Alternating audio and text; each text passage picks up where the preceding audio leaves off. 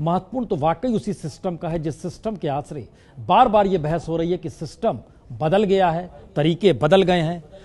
और इस बदले हुए तरीके के बीच हमें लगता है कि आपको दरअसल इस देश का एक सच भी दिखला दे। ये सच ये है कि इस देश में अपराधी अपराध करते चला जाता है और कन्विक्शन रेट यानी अदालत तक जब पहुंचता है, मक्का का जिक्र हम कर रहे थे, अजमेर ब्लास्ट का जिक्र कर रहे थे, उसके मद्देनजर जरा समझने की कोशिश कीजिए।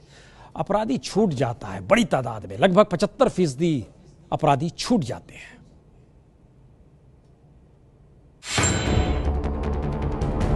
देश की हकीकत यही है, बलात्कार करने वाले 100 लोगों में से 75 छूट जाते हैं, सिर्फ 25 को ही सजा होती है।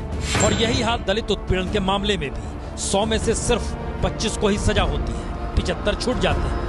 और मासूमों को निशाना बनाने वाले अपराधियों में सिर्फ 30% को सजा होती है, 70% आरोपी छूट जाते हैं। और करप्शन को लेकर शोर जितना हो, लेकिन 100 भ्रष्टाचारियों में से सिर्फ 36 को सजा होती है, 64 छूट जाते हैं।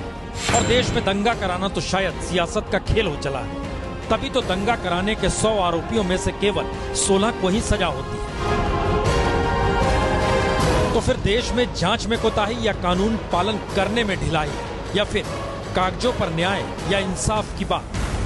और अब देश के सामने जब बलात्कार के मामले आ रहे हैं तो कौन कहेगा आरोपियों को सजा होगी? उन्नाव के बलात्कार कांड को लेकर तो राज्य के मुखिया ही 72 घंटे तक खामोश रहे।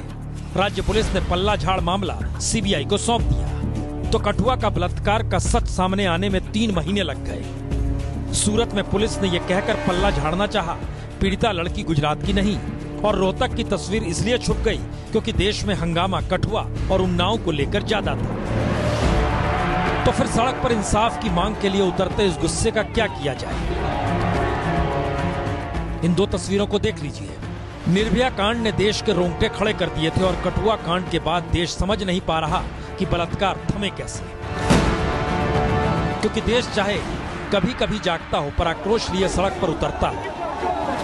पर देश का सच तो यही, हर घंटे देश के किसी न किसी हिस्से में कोई रेप की घटना थाने में दर्ज हो ही जाती है, और 100 में से 75 आरोपी छूट जाते हैं। हालात कितने बदतर हैं ये इससे भी समझ सकते हैं कि 2014 से 2016 के बीच यानी 3 बरस में 1,10,233 रेप के मामले थाने में दर्ज हुए, जिनमें से 79,776 मामलों में आरोपी छूट गए। तो फिर इंसाफ का सवाल तो हाफे का है, और हाफ ही रहा है।